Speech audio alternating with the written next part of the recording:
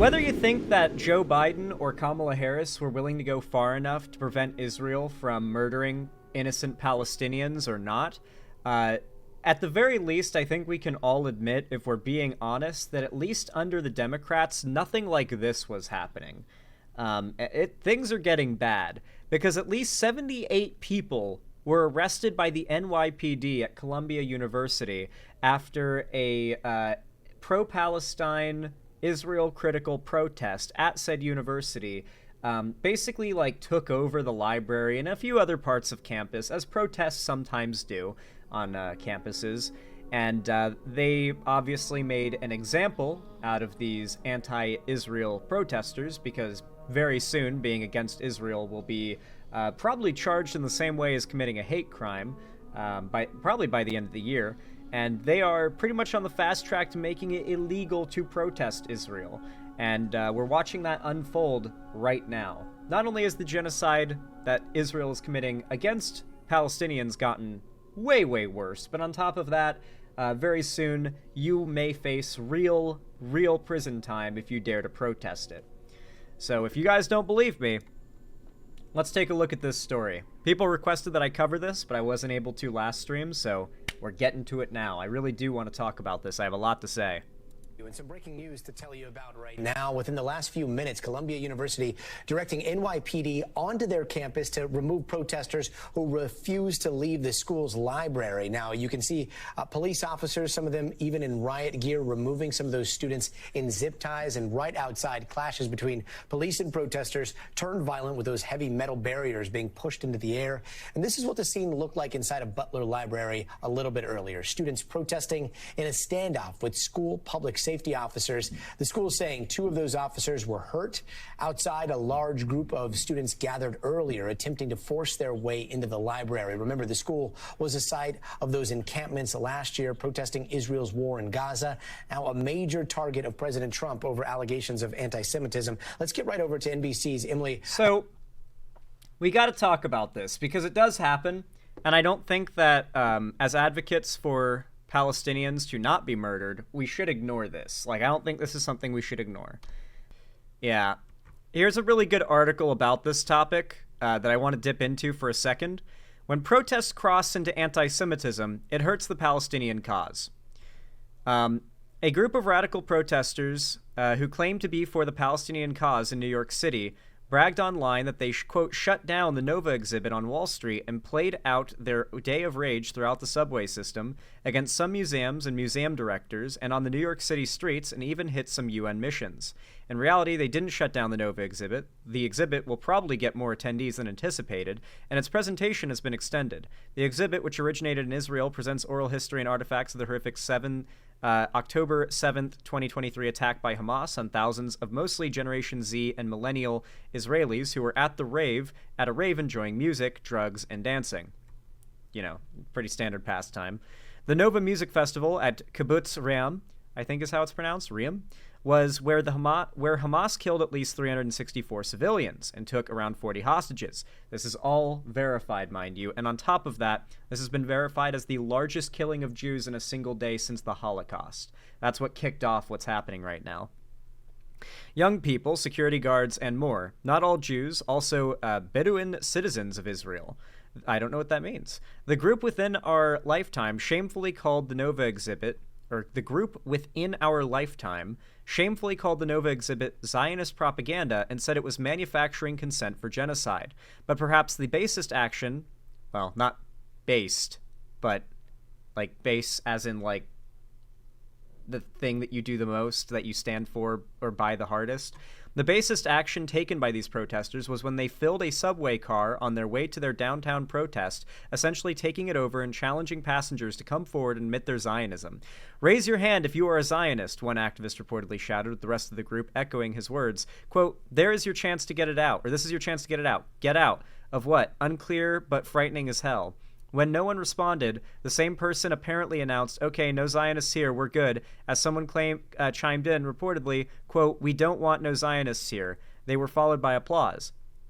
I wondered, reading this unsettling tale, what I would have done had I been in that subway car. I wear a Jewish star around my neck, so even had I not spoken up to say, yes, I'm a Zionist, the question might have been asked of me. The perpetrators were put any Jew in the subway car in a situation where they would have to have these options. Say no, even if they wanted to say yes and hide their true identity, or say yes and fear that what would happen to them.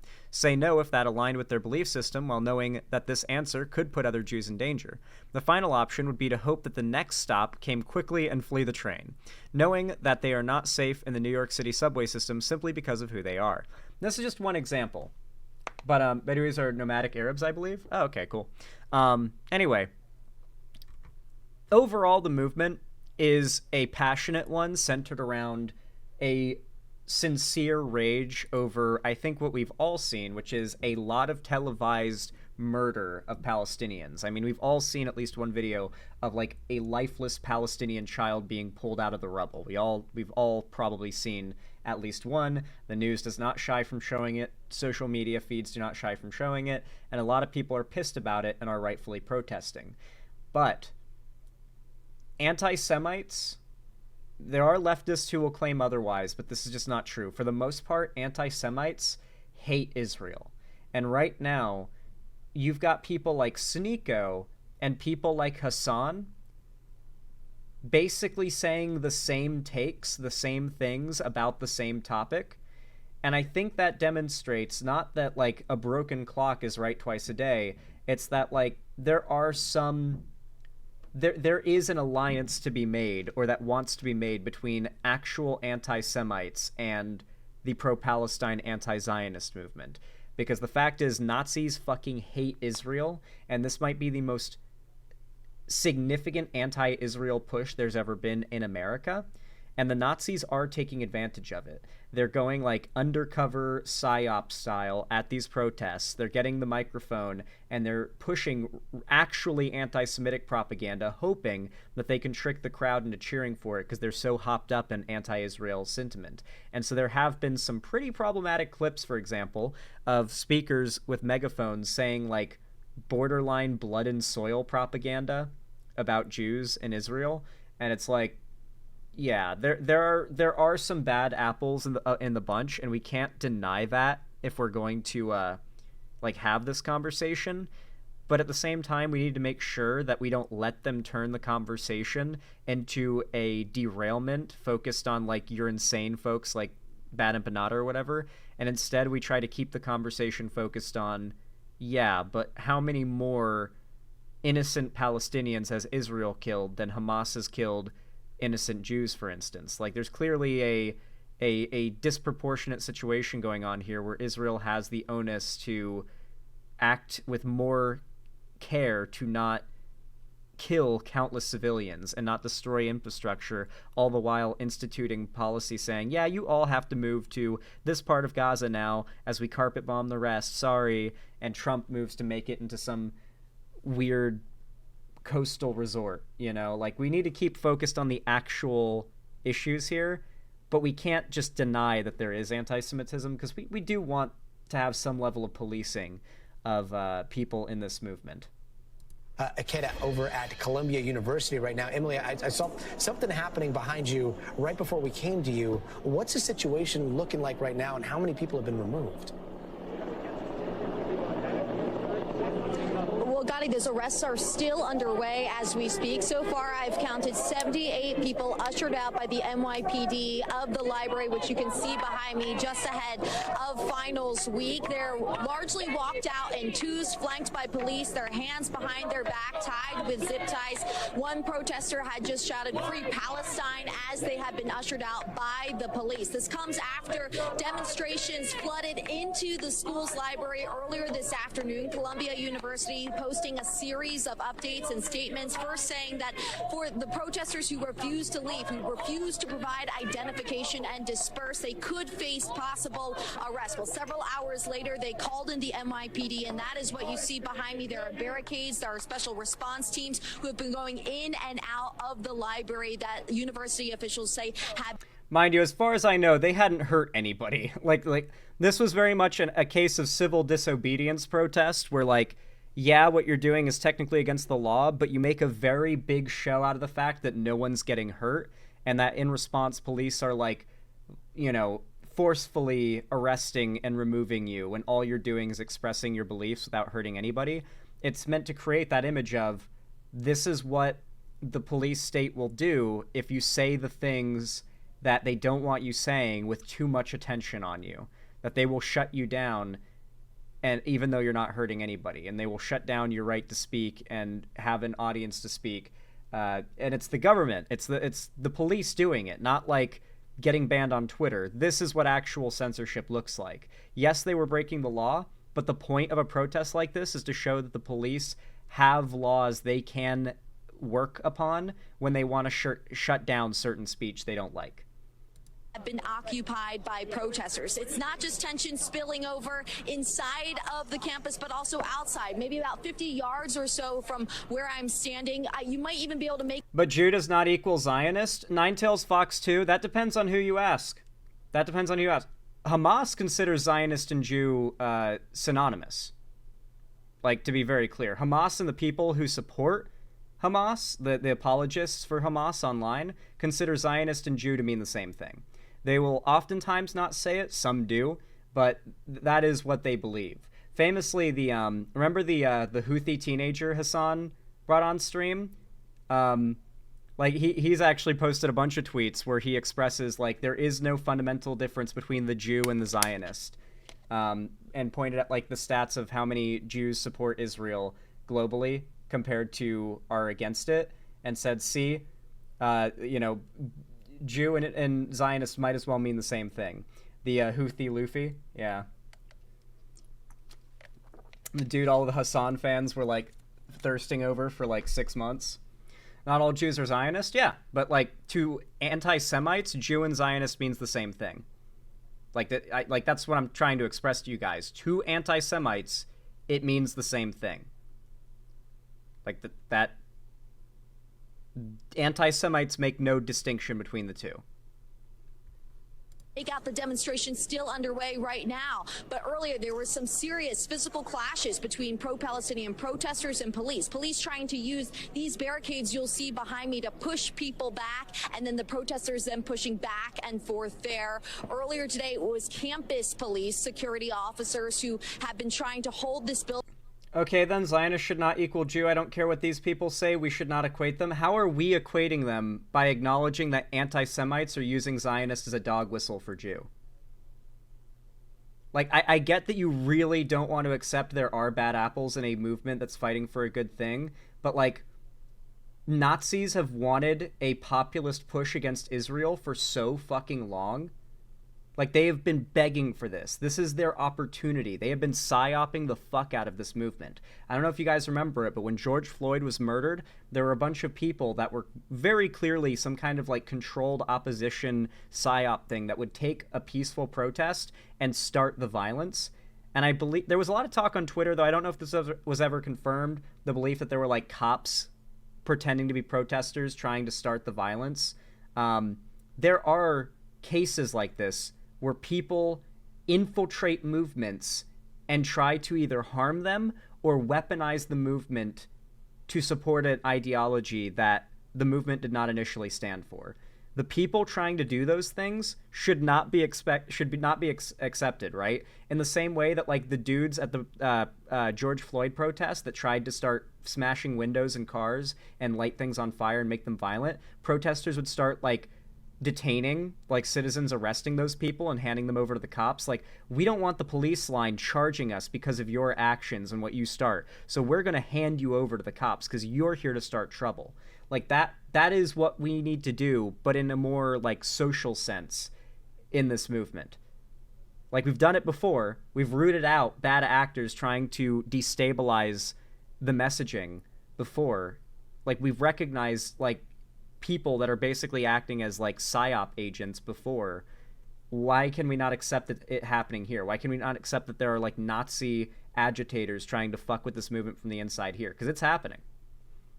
building on lockdown, and the university said that 2 campus officers were injured as they say some pro-Palestinian protesters had tried to force their way into the library. Gotti, this all comes amid President Trump, the Trump administration's crackdown on what they call harassment of Jewish American students, even cutting hundreds of millions of dollars of funding to federal funding to Columbia University, trying to stem pro-Palestinian protests. Gotti. I mean, and so the protests that are there right now, the ones that we could hear chanting in the background, is it still a very sizable group, or does it seem like things are starting to disperse?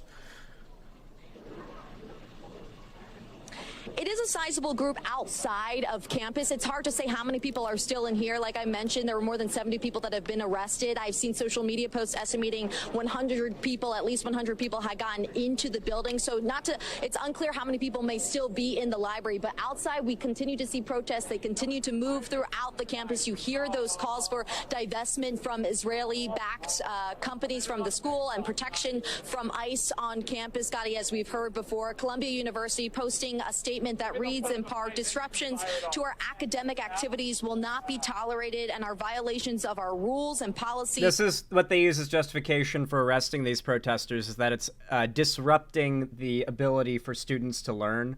And they will say this as like 90% of the campus is joined into the protest, quite hilariously. This is especially unacceptable while our students study and prepare for final exams. Mayor Eric Adams also posting... What the fuck does ICE have to do with protests on American campuses? Ooh, he might not have been following the news much lately, but ICE has been rounding up and deporting people who protest Israel that are immigrants. If you're an immigrant, even with legal immigrant status, ICE, Trump's passing legislation and already ordering ICE, despite there being no legislation, to round up protesters that have immigration status that are anti-Israel. Doesn't matter if you're like an anti-Semite about it, or if you're like just criticizing Israel's government and military actions against Palestinians. If you have immigration status, ICE will come after you. And that's what they've been doing across campuses all around America. Sounds like Americans are next? Obviously, yeah. To social media, addressing parents, urging parents to call their kids if they're being apart, saying that breaking the law is not okay. And again, all of this happening right before finals week, right? So what kind of disruption are we talking here? Yeah, well, I mean, I heard from one student who had been in the area. A lot of people, obviously, the week before finals, this is a place that they're going to be hanging out. So when they're evacuating other students who have been studying, when they're putting this library online. Thanks for watching. Stay updated about breaking news. I don't know why that cut off like that. Hold on, let me double check something really fast that I've seen.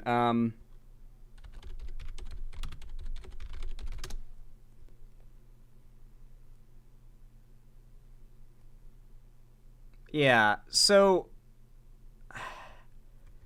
Zionist has a couple of definitions that are generally accepted, and depending on your position, I don't know if that's the exact terminology we should be using for, like, criticizing people who are pro-Israeli nationalism, frankly. We should be talking about Israeli nationalists. Zionism means you think Israel should be allowed to exist, at least effectively in political landscape today. If you don't believe that Israel as a country is so illegitimate it should be dismantled and its people deported overseas to wherever, then you are a Zionist. Like, if you are not in favor of Israel no longer existing anymore, you are a Zionist. However, there is a definition that you could argue is technically more apt or more accurate. That just means if you're a Zionist, you believe in the revival of an Israeli state. Like, because like before there was an Israel, there was the Zionist movement, which was centered around the creation of what we know as Israel. So it's kind of a weird term. It would be like if you referred to like a conservative American as, instead of like a white national, like a really conservative racist American who wants to like remove native people and make everything all white, it would be like if instead of calling them a white nationalist or a Nazi, you called them like a manifest destiny, a pro-manifest destiny. It's like, sure, they probably are pro-manifest destiny, but like, I feel like there's a more relevant title that's more specific to the problem, like nationalism, you know? Because that's the issue with Israel, is nationalism. The second definition, revival of the Israel state, encompasses a lot of evangelicals. Yeah. Well, like I said, it's like an outdated term, though. Because Zionism, like if you mean Zionism today, you effectively just mean someone who thinks Israel should be allowed to exist. Because there is no, like, Israel exists. It's a country that exists now. It's not an ideology centered around creating a country. Anyway. I really want to say, thank you. Massive fucking thank you. Just big shout out to Doombro for the $234.56 23456 donation. Holy freaking crap. I'm giving you the shout out mid-segment for such a massive and immensely generous donation. Thank you so much. Hey Zan, hope all is well. Haven't been able to watch lately, but keep up the informative cause. I really appreciate that, Doombro. Thank you. You are fucking based for that. Oh my lord. Comment down below on this when it comes out as a video, based to Doombro, to let me know you watched this far. I really do appreciate it. But no, like, the word Zionist, I get that most people, when they say Zionist, what they probably mean is essentially Israeli nationalist, and they probably don't realize that Zionist is like a weird term. Like, it's very much an internet thing to refer to someone as a Zionist because they're an Israeli nationalist. So now when I hear someone say Zionist, I don't know if they mean that it's bad if you don't think Israel should be carpet bombed into glass, of which many lefties, such as Vosh, have gotten heated and expressed their sentiment of believing that. Or, like, if it means that you're an Israel... Like, I don't know what people mean when they say, are you a Zionist, in an accusatory term. Like, because that could be interpreted in a variety of ways. If you think the person is anti-Semitic, they could just mean Jew. If you think the person is maybe just kind of tangentially involved in this political issue, they might just mean Israeli nationalist. And they might also mean someone who doesn't believe Israel should be nuked off the face of the earth.